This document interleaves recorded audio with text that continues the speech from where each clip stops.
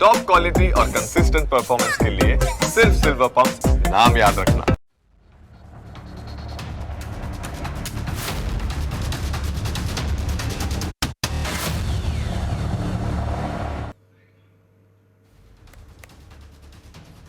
નમસ્કાર, હું Janak Dave. Full stop news analysis પ્રોગ્રામમાં આપનું સ્વાગત છે.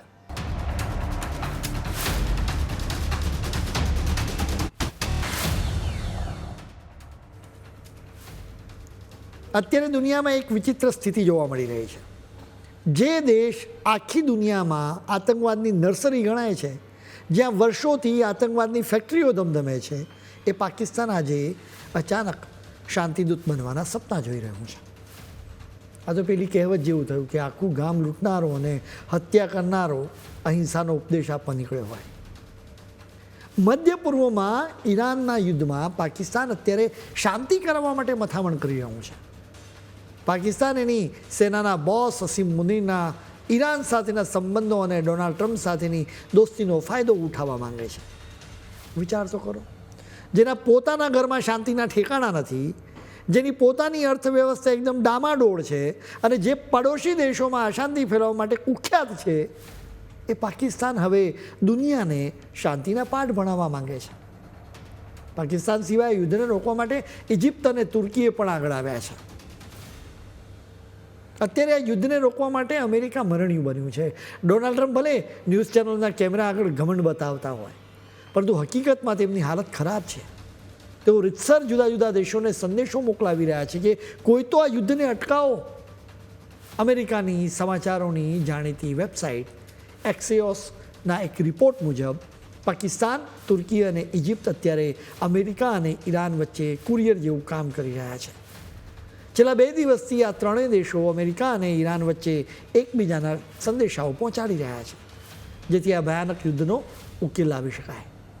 આ ત્રણેય દેશોના વિદેશ મંત્રીઓએ વ્હાઇટ હાઉસના ખાસ દૂત સ્ટીવ વિટકોફ અને ઈરાનના વિદેશ મંત્રી અબ્બાસ રાગચી સાથે અલગ અલગ બેઠકો કરી છે. અત્યારે દુનિયાના રાજકારણમાં કેવી દોડધામ મચી છે એ જરા સમજવા જેવી છે. રવિવારે પાકિસ્તાનની આર્મીના બોસ ફિલ્ડ માર્શલ અસીમ મુનીરે સીધી ટ્રમ્પ સાથે વાત કરી હતી, જેના બીજા જ દિવસે પાકિસ્તાનના પીએમ શાહબાઝ શરીફે ઈરાનના રાષ્ટ્રપતિ મસૂદ પેજેશ્કિયનને ફોન જોડ્યો. પાકિસ્તાન તો આ બેઠક પોતાના દેશમાં કરાવવા માંગે છે, કારણ કે એને લાગે છે કે જો આવું થશે તો અમેરિકાની નજરમાં એની આબરૂ થોડી વધી જશે. એટલે જ પાકિસ્તાનના વિદેશ મંત્રાલયના પ્રવક્તા તાહિર અંદ્રાપીએ પણ કહી દીધું કે જો બંને પક્ષો તૈયાર હોય તો ઇસ્લામાબાદ યજમાની કરવા માટે હંમેશા માટે તૈયાર છે. બીજી તરફ અમેરિકા અત્યારે બહુ સાવચેતીથી પગલાં ભરી રહ્યું છે. વ્હાઇટ હાઉસના પ્રવક્તા કેરોલિન લેવિટે ચોખ્ખા શબ્દોમાં કહી દીધું કે આવી સંવેદનશીલ વાતો મીડિયા દ્વારા નથી થતી. ટૂંકમાં અત્યારે તો પડદા પાછળ જોરદાર ખેલ ચાલી રહ્યો છે. તમને યાદ હશે કે ટ્રમ્પે આ પહેલાં પોતાના સોશિયલ મીડિયા પર લખ્યું હતું કે અમેરિકા અને ઈરાન વચ્ચે અત્યંત સકારાત્મક અને ફળદાયી વાતચીત થઈ છે. તેમણે એમ પણ લખ્યું હતું કે આ વાતચીતને ધ્યાનમાં રાખીને મેં સંરક્ષણ વિભાગને આગામી 5 દિવસ માટે ઈરાનના પાવર પ્લાન્ટ્સ અને ઉર્જા માળખાગત સુવિધાઓ પરના તમામ લશ્કરી હુમલાઓ સ્થગિત કરવાની સૂચના આપી છે. ટ્રમ્પે તો આવી ઘોષણા કરી દીધી, પરંતુ બીજી બાજુ ઈરાને આ વાતને ફગાવી દીધી. અમેરિકન મીડિયા જ વાતો ફેલાવી રહ્યું છે કે પાકિસ્તાન, તુર્કી અને ઇજિપ્ત આ ભયાનક યુદ્ધ પર ફૂલ સ્ટોપ મૂકવા માટે એડી ચોટીનું જોર લગાવી રહ્યા છે. જોકે પડદા પાછળ રહીને ખરેખર કોણ કોની સાથે શું વાત કરી રહ્યું છે એ સમજવું અત્યારે બહુ મુશ્કેલ છે. જોકે આપણા દેશમાં પણ આવા અહેવાલોની અસર જોવા મળી. પાકિસ્તાનનું નામ આવ્યું એટલે તરત જ આપણા દેશમાં કોંગ્રેસ પક્ષ મેદાનમાં આવી ગયો અને સરકાર પર પ્રહારો શરૂ કરી દીધા. કોંગ્રેસના નેતા જયરામ રમેશે તો જણાવી દીધું કે ઓપરેશન સિંદૂરમાં આપણને સૈન્યની દ્રષ્ટિએ મોટી સફળતા મળી, એમાં કોઈ શંકા નથી, પરંતુ એ પછી ડિપ્લોમેટિક સ્તરે ખેલ કરવામાં અને પોતાની વાત દુનિયા સામે રજૂ કરવાના મામલે પીએમ મોદીની સરકાર કરતાં પાકિસ્તાન ઘણું ચડિયાતું સાબિત થઈ રહ્યું છે. જયરામ રમેશે એમ પણ જણાવ્યું કે દુનિયાના મીડિયા રિપોર્ટ્સ અત્યારે પાકિસ્તાનને અમેરિકા, ઇઝરાયલ અને ઈરાન વચ્ચેના મધ્યસ્થી તરીકે જોઈ રહ્યું છે. કોંગ્રેસ ભલે એવા મહેણા મારે કે ભારતને બદલે હવે પાકિસ્તાન વિશ્વગુરુ બની જશે, પણ જરા સત્ય પર તમે નજર નાખો તો બધી તમને ખબર પડી જાય.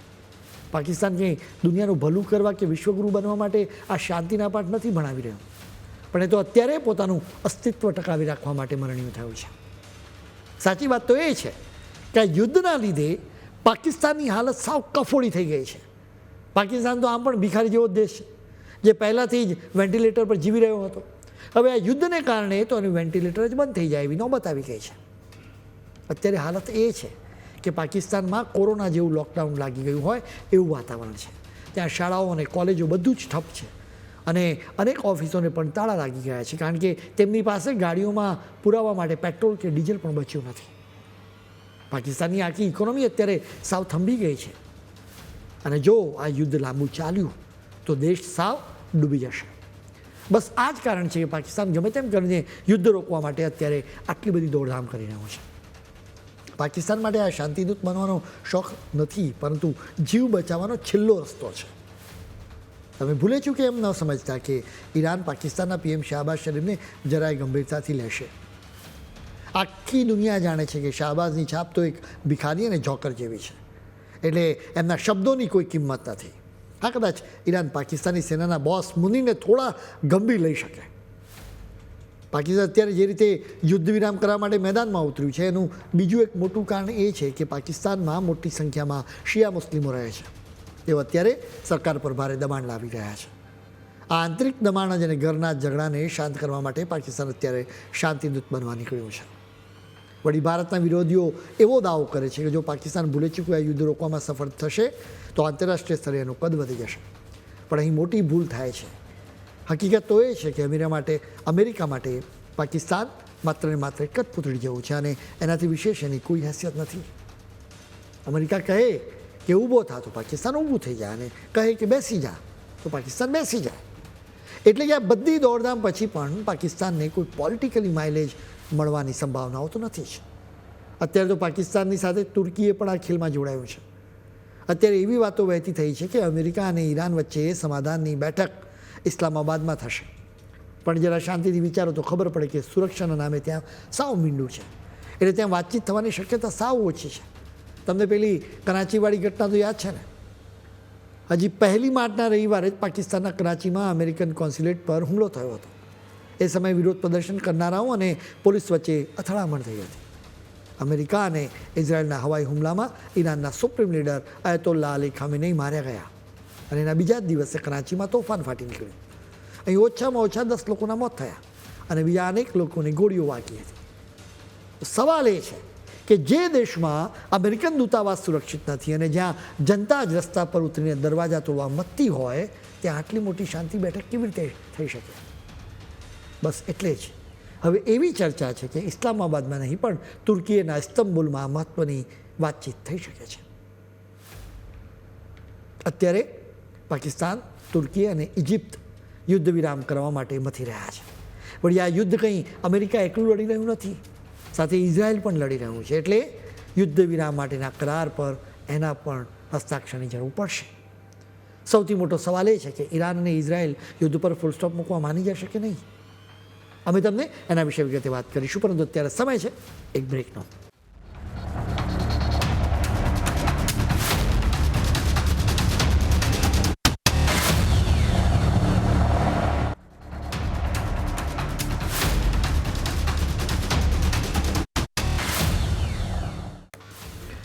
બ્રેક બાદ આપનું સ્વાગત છે.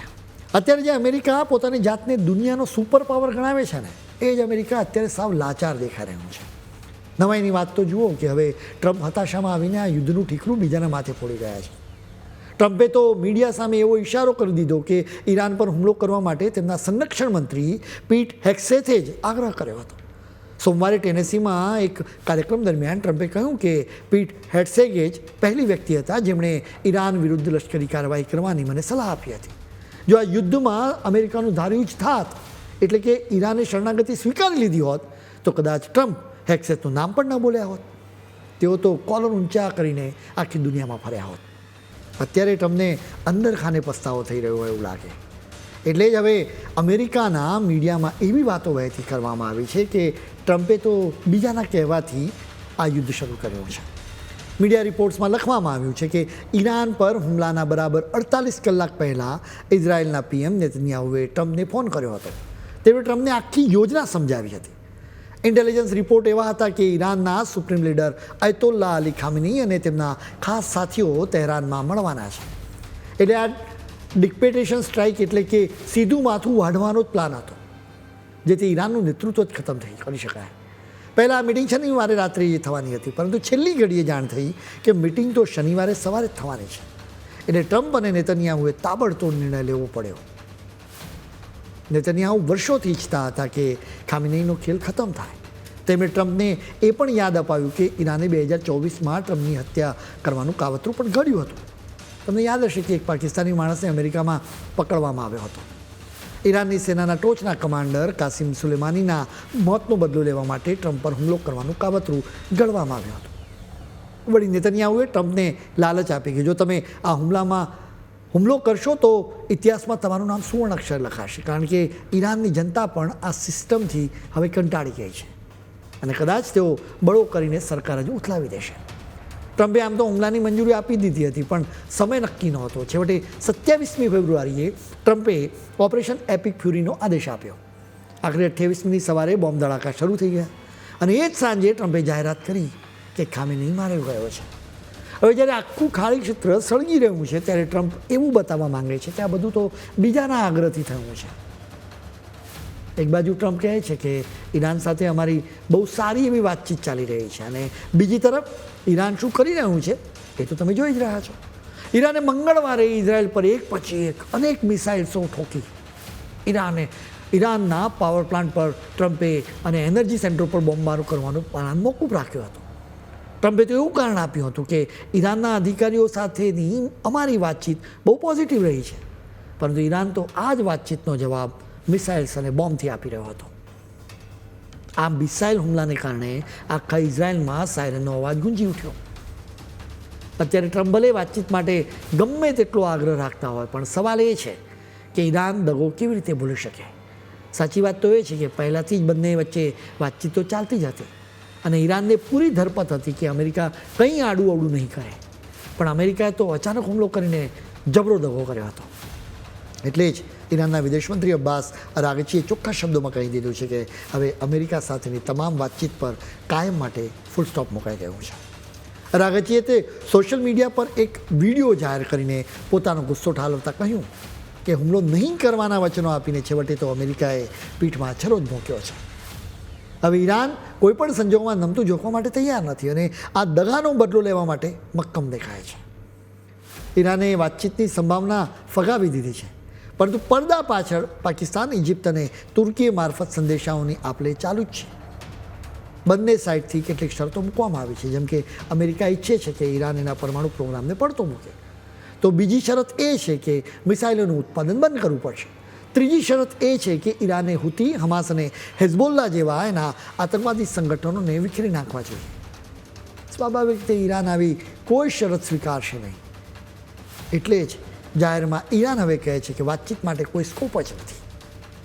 તમને યાદ હશે કે આ યુદ્ધ પહેલાં અમેરિકા અને ઈરાનની વચ્ચે વાતચીત ચાલુ હતી, જેમાં પણ અમેરિકાએ આ જ 3 શરતો મૂકી હતી. હવે અમેરિકા યુદ્ધ શરૂ કરીને ફરીથી એ જ 3 શરતોની વાત કરી રહ્યું છે. ત્યારે સૌથી મોટો સવાલ એ છે કે ઈરાન કયા નેતાની સાથે વાતચીત કરવી, કેમ કે અમેરિકા અને ઇઝરાયલે ઈરાનના ટોચના નેતાઓને જ ખાતમું બોલાવી દીધો છે. અમે તમને પહેલાં પણ કહ્યું હતું કે ઈરાન અત્યારે ઓટો મોડમાં યુદ્ધ લડી રહ્યું છે, કેમ કે ઈરાનની સેના 31 યુનિટમાં વહેંચાઈ ગઈ છે. આ દરેક યુનિટ પોતપોતાની રીતે યુદ્ધ લડી રહ્યું છે. એટલે કે અત્યારે કોઈ એક સુપ્રીમ લીડર રહ્યો જ નથી. ખામેની પછી લારીજાની જ ઈરાન માટે વાતચીત કરી શકે એમ હતા. જોકે ઇઝરાયલે તેમનો પણ ખાતમો બોલાવ્યો, જેથી વાતચીત જ ન થઈ શકે. ઇઝરાયલ પણ નથી ઈચ્છતું કે વાતચીત આગળ વધે. અત્યારે ઈરાનમાં વાતચીત કરવા માટે કોઈ નેતા ઉપલબ્ધ જ નથી. તમે કહેશો કે ઈરાનના રાષ્ટ્રપતિ મસૂદ પેજેશ્કિયન છે, તેઓ ચૂંટાયેલા સર્વોચ્ચ નેતા છે, જોકે તેમની પાસે ખરી સત્તા જ નથી. સેના પર તેમનો પૂરતો કંટ્રોલ પણ નથી. ઈરાનમાં ધાર્મિક નેતાઓનું જ પ્રભુત્વ હોય છે. આ ધાર્મિક નેતાઓ જ સુપ્રીમ લીડર હોય છે. તેમની કાઉન્સિલ જ બધા નિર્ણયો કરે છે. હવે સ્વાભાવિક રીતે તમે કહેશો કે ખામેનીના ગયા પછી તેમનો દીકરો મોજતબા તો છે જ, જોકે અત્યારે આ યુદ્ધમાં તેમની સીધી કોઈ સક્રિયતા એટલી જોવા મળી નથી રહી.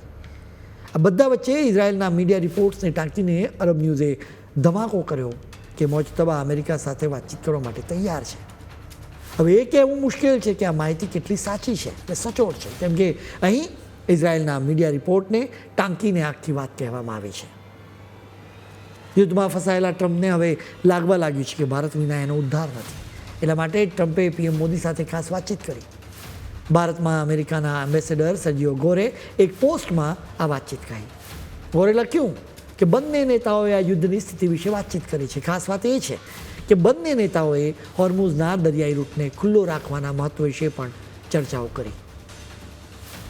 આ યુદ્ધ પૂરું થાય એમાં જ આખી દુનિયાનું ભલું રહેલું છે, કેમ કે એની અસરો કોઈને કોઈ રીતે આખી દુનિયા ભોગવી રહી છે.